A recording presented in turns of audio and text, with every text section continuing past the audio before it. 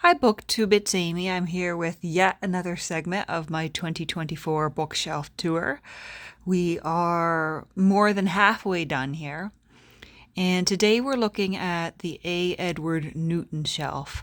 So, A. Edward Newton was an early 20th century book collector and author.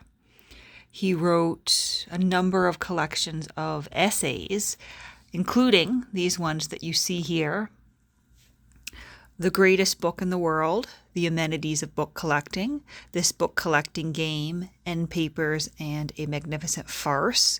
A Tourist in Spite of Himself is more of a humorous travel memoir. And in addition to his essay collections, I also have the catalogs of his book collection that were published upon his death in order for the collection to be sold at auction in 1941. And let's pull out this little plastic baggie here. These little pamphlets, booklets, are in the plastic bag to avoid them getting crushed on the shelf here. But Newton had his Oak Knoll press, which was a little private home press, and he published these. Oh goodness, I don't know if that picked up, but they're doing controlled blasting in my neighborhood, and every once in a while I hear the whistle and then the whole building rumbles. But he published these little paper-bound and string-tied booklets. And so this one here is I Want, I Want. And we have a little note in here. A. Edward Newton uses this frontispiece, I Want, in his Christmas book for 1932. And that is from Dawson's Bookshop in Los Angeles. I think it's kind of a shame that the bookseller chose to write in the front of it, given, how pristine the rest of it was looking. But here it is. There's the frontispiece, Christmas 1932, printed, not published, for the friends of A. Edward Newton. And so he would have printed these from his Oak Knoll press at his home, Oak Knoll, specifically for friends. And they're just very, very short essays and musings. And so there's that one from 1932. Then there's The Christmas Spirit from 1930, with that wonderful frontispiece of the facsimile of the first Christmas card. And in one of his published books on book collecting, one of his published collections of essays, he talks about Dickens and Christmas cards. And so there we have it at Oak Knoll in Pennsylvania. So there's those two, and I'll flip it around because there's one on the other side of this, titled A Letter from England to A. Edward Newton.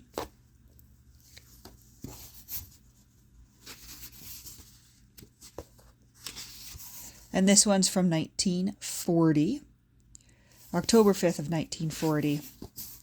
And this is put together not by Newton, although it's in the style of Newton, not by Newton, but by some of his friends after his death on the 29th of September 1940. One of his friends was Christopher Morley. We looked at a couple of his fiction books, The Haunted Bookshop and Parnassus on Wheels, in one of the previous segments of this bookshelf tour. And there's many more of these out there that I could purchase, but obviously not purchasing them now. Oops, and that one's in backwards. I will take care of putting those back properly in a minute. But we have here this book called the A. Edward Newton Collection, Rare Books and Manuscripts. And it's just this little sort of introductory piece advertising the public sale of the book collection of the late Newton. And there's reproductions of obituaries and a few little in memoriam pieces in there.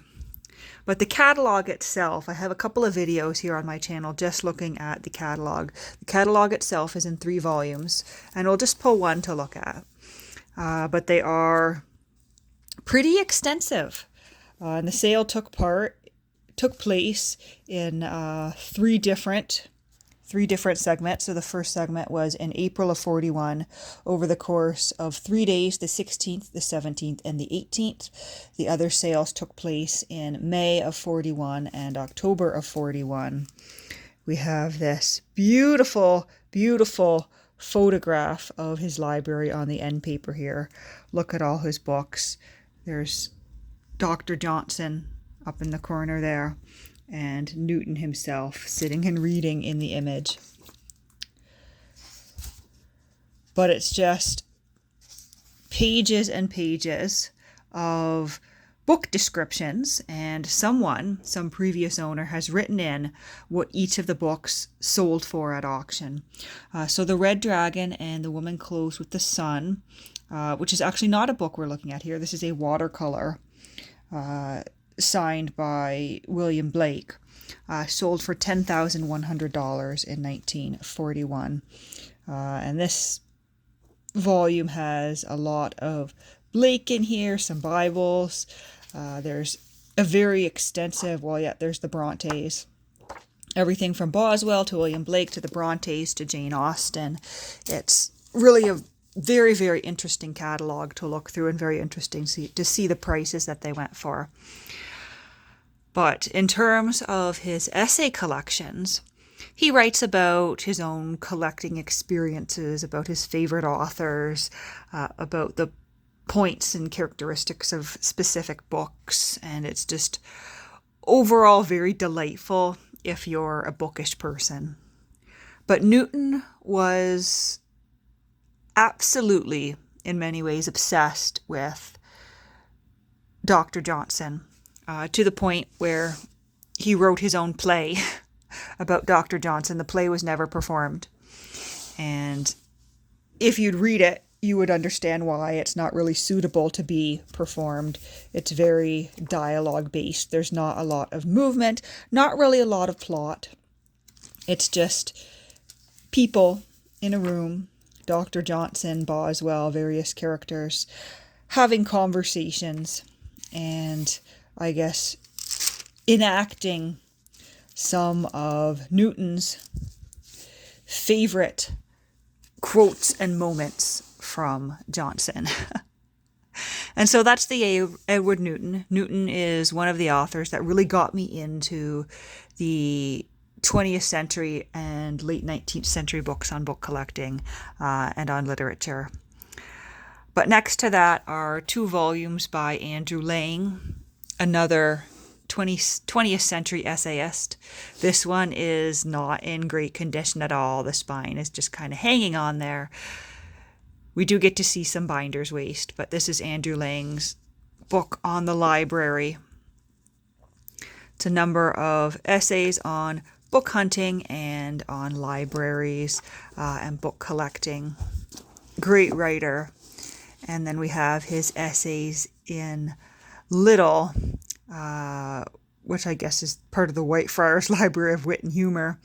Those are some good essays as well. Then on the end here we have books that are just kind of grouped together here because that's where they fit. Books from my grandpa who passed last summer. This one was one we found in the attic, something called Rose Garlands from Tennyson, that would have belonged to my great-grandmother, his mother, and had been up in that attic for, at least 20 years. And it's this kind of beautifully illustrated collection of poetry about roses, all from the poems of Tennyson. There's also the Dickens birthday book here. And essentially what a birthday book is a collection of quotes from the author in question, so from Dickens. And there is a quote for each day of the year, and in the blanks you write in the birth dates of friends and family so that you don't forget them. And this is one that was also in the attic. I have no idea who these people are, but as you can see, many of them were born in the 19th century. And in much worse condition is the Longfellow's birthday book, which is absolutely crumbling. These ones are absolutely crumbling. This is one that was found with my grandpa's book collection in the basement. It's in absolutely bad condition, but I did grab a few just to keep, just to have some things from his collection. This was probably one of the oldest that was there. It's just a school primer on rhetoric, all sorts of writing in it, and not something, I would sit and read, but an interesting little thing to have saved. Also from his collection is this illustrated edition of Gulliver's Travels.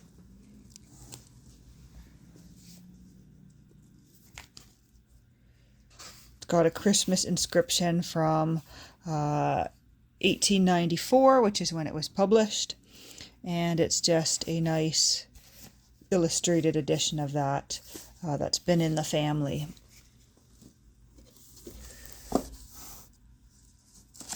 And there's also this 1895 Chatterbox, which was a children's publication.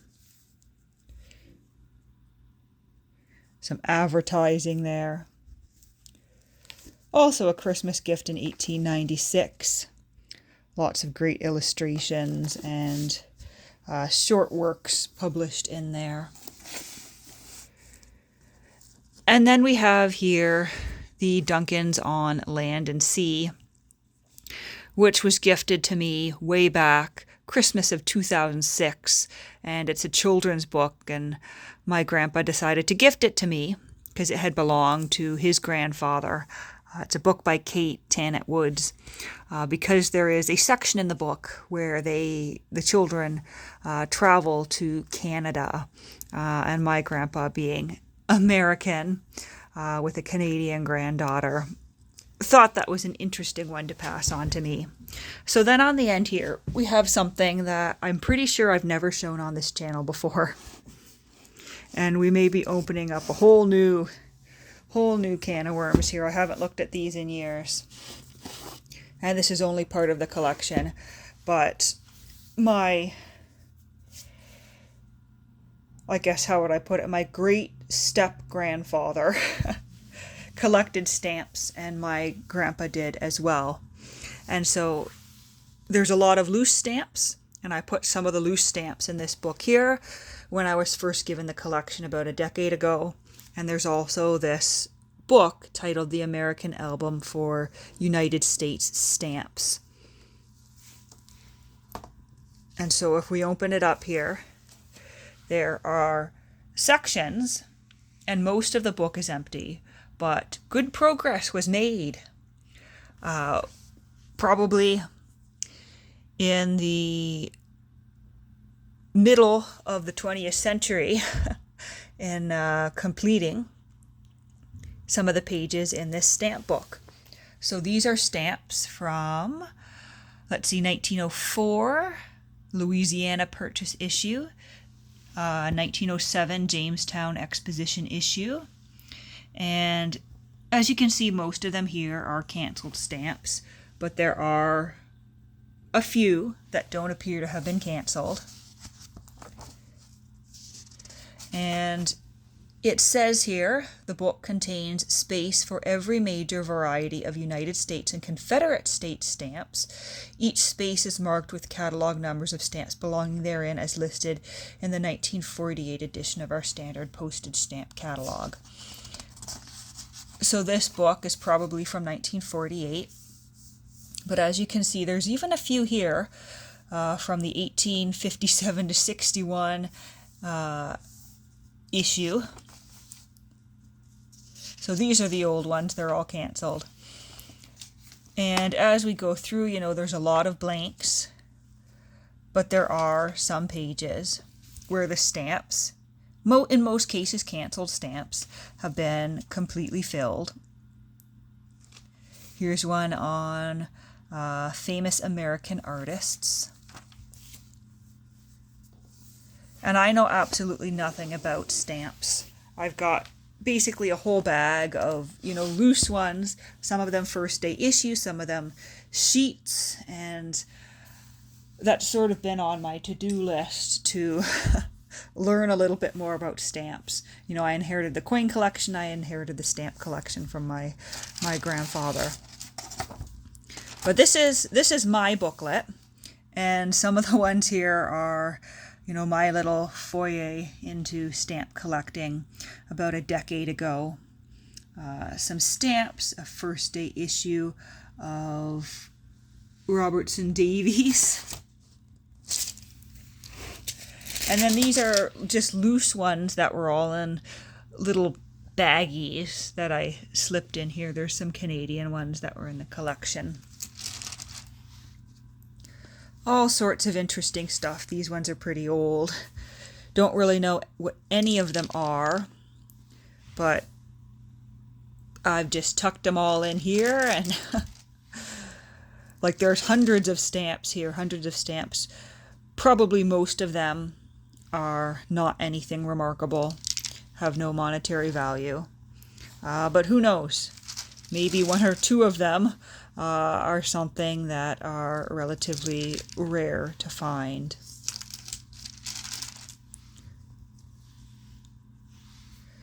Christmas stamps, there's oodles and oodles of Christmas stamps. I could definitely tell that, you know, into the 70s, 60s and 70s, my grandpa seemed to have been adding to the collection, because it really is two stages of collecting, and I guess now that I've added a couple of my own, 3 stages. And if anyone's at all interested, I can dig into the loose ones at some point and do a more proper look at these coins, but not coins, at these stamps. But that's the stamp collection there, and I think I'm going to leave it at there for this segment. But I'll be back with more books soon.